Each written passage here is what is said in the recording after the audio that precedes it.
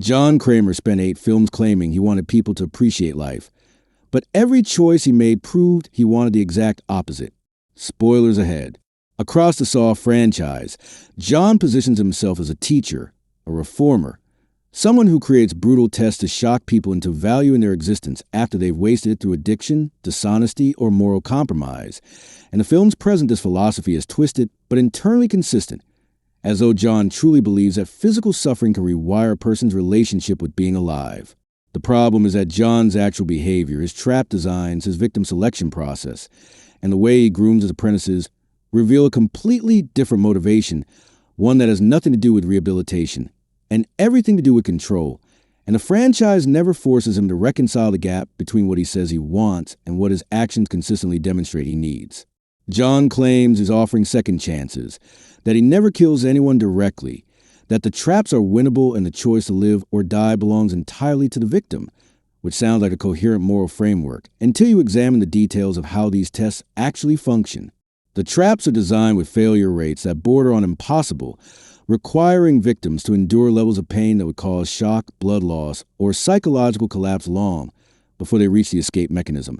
And even when victims do everything correctly, many traps include hidden variables, time constraints that don't account for human reaction speed, or physical requirements that assume perfect health and composure under conditions specifically engineered to destroy both.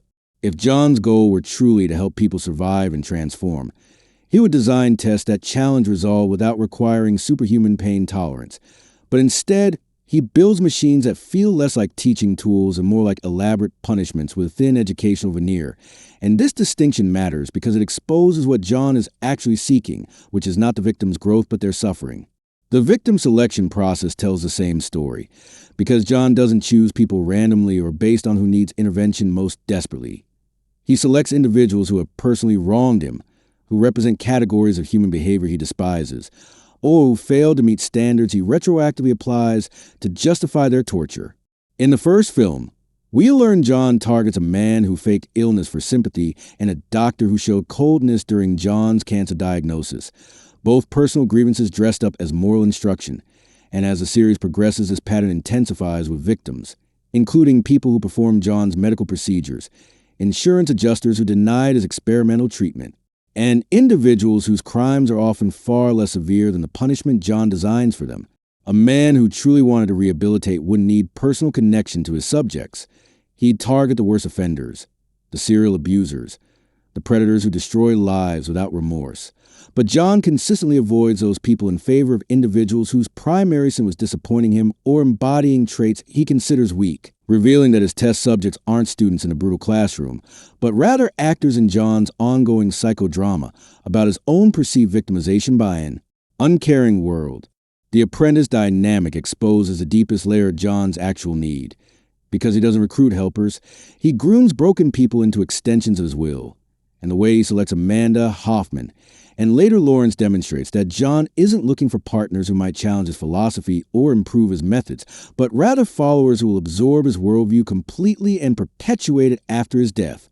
Amanda is chosen specifically because she's damaged, traumatized by her own test, and therefore psychologically vulnerable to John's manipulation, which he frames as rescue, when it's actually exploitation of her desperation for meaning after surviving horror he created. Hoffman is selected because he shares John's capacity for vindictive violence, but lacks John's need to justify it philosophically, making him the perfect enforcer who will maintain the work without questioning its internal contradictions. And John's treatment of both apprentices includes emotional abuse, tests of loyalty that mirror the traps he builds for victims, and a consistent refusal to acknowledge that grooming traumatized people into torturers might contradict his stated mission of helping people value life. The apprentice relationships reveal what John truly needs, which is not collaboration or succession planning, but construction of a legacy that proves his philosophy correct even after his death. And this need for validation through others' continuation of his work demonstrates that John's actual fear isn't about people wasting life, but about his own life lacking permanent meaning. The hidden engine behind all of John's behavior is the cancer diagnosis, not because it created his philosophy, but because it gave him permission to act on beliefs he already held about human weakness, moral failure, and the necessity of suffering as a teacher. And the timeline of his transformation reveals that John didn't become Jigsaw. because cancer made him appreciate life more deeply, but because facing death allowed him to externalize the rage and nihilism he'd been suppressing beneath his civil engineer persona. Before his diagnosis, John was already displaying controlling behavior in his personal relationships, showing contempt for people he considered morally inferior, and harboring deep resentment about perceived injustices in his own life, particularly the loss of his unborn child, which he blamed on another person's reckless behavior rather than accepting as a tragic accident. The cancer didn't plant new ideas in John's mind. It removed the social constraints that prevented him from acting on his existing conviction that most people don't deserve the lives they're wasting.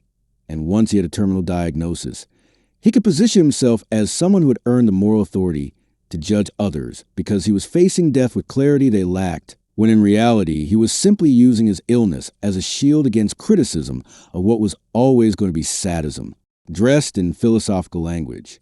When you examine John's trap designs across all 8 films, a pattern emerges that contradicts every claim he makes about wanting people to survive, and that pattern is a consistent inclusion of elements that maximize psychological torture beyond what's necessary for any kind of teaching moment, suggesting that John's actual satisfaction comes not from a victim's potential survival, but from their experience of helpless suffering under his control.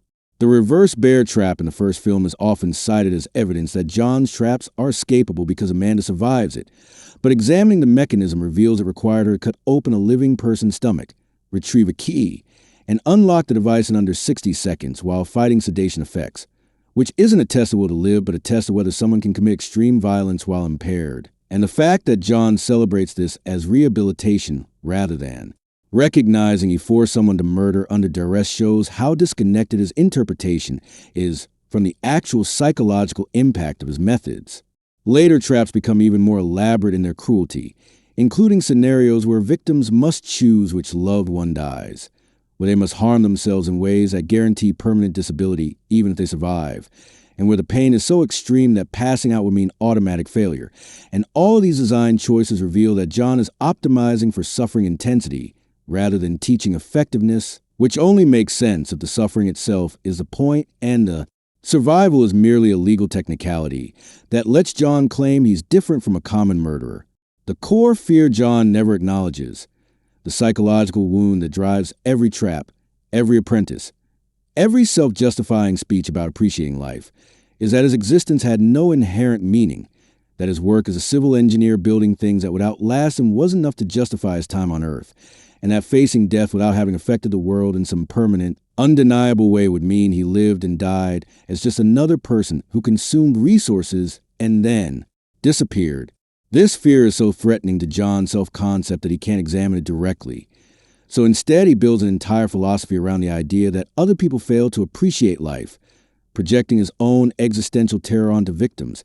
He can then punish for embodying the meaninglessness he's desperately trying to escape. The traps aren't about the victims at all. They're John's frantic attempt to matter, to be remembered, to create a legacy so shocking and philosophically complex that people will study his work long after he's gone. And the fact that this legacy is built on torture rather than creation reveals that John would rather be history's most memorable monster than risk being forgotten as an ordinary man who died of cancer without leaving a mark. Every victim who survives becomes proof that John's method works, validating his choice to matter through causing suffering, while every victim who dies becomes proof that they didn't deserve life anyway, creating an unfalsifiable system where John can never be wrong and his importance can never be questioned. The franchise chooses drama over psychological consistency by presenting John as a complex anti-villain with a coherent philosophy, rather than examining whether someone who truly valued life would ever design torture devices as a teaching method. And this choice is understandable from a storytelling perspective, because a straightforward sadist isn't as interesting as a sadist who believes his own justifications. But it leaves the films in a position where they're asking audiences to take John's stated motivations seriously, while showing us 8 films worth of evidence that his actions contradict everything he claims to believe. The movies want John to be both monster and teacher, both wrong in his methods, but right in his diagnosis of modern society's lack of appreciation for existence.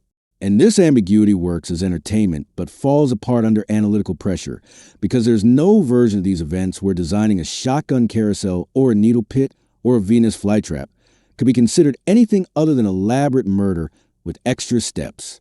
The films never forced John to defend why.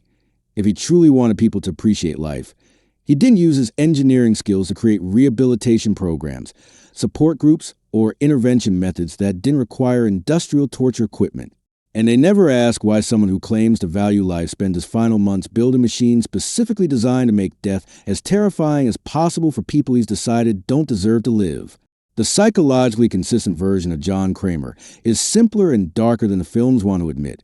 And it's a man who experienced a terminal diagnosis and chose to cope with his own mortality by creating a system where he could play God, deciding who deserved to live based on criteria he invented, punishing them for failing standards he retroactively applied, and building a legacy of fear that would outlast his body, because being remembered as a monster was preferable to being forgotten as nothing. This version of John doesn't need elaborate philosophical justification, because the truth is that his cancer gave him permission to externalize his rage. His traps gave him control in a situation where cancer made him powerless, and his apprentices gave him the illusion that his impact on the world would continue after death, which is all a deeply frightened man facing annihilation actually needs to convince himself his life meant something. The tests were never about the victims appreciating life. They were about John proving to himself that he had the power to grant or deny that life based on his judgment. And every speech about rehabilitation was just a story he told himself to avoid admitting that he built a torture empire, because controlling other people's deaths made his own death feel less meaningless. If John Kramer had been forced to examine the gap between his stated philosophy and his actual needs, if the films had treated his justifications with the skepticism they deserved rather than presenting them as twisted but internally valid, we would have seen a character who started with genuine grief over wasted potential and slowly corrupted into exactly the kind of person he claimed to be punishing, which is someone who thinks their pain gives them the right to inflict suffering on others.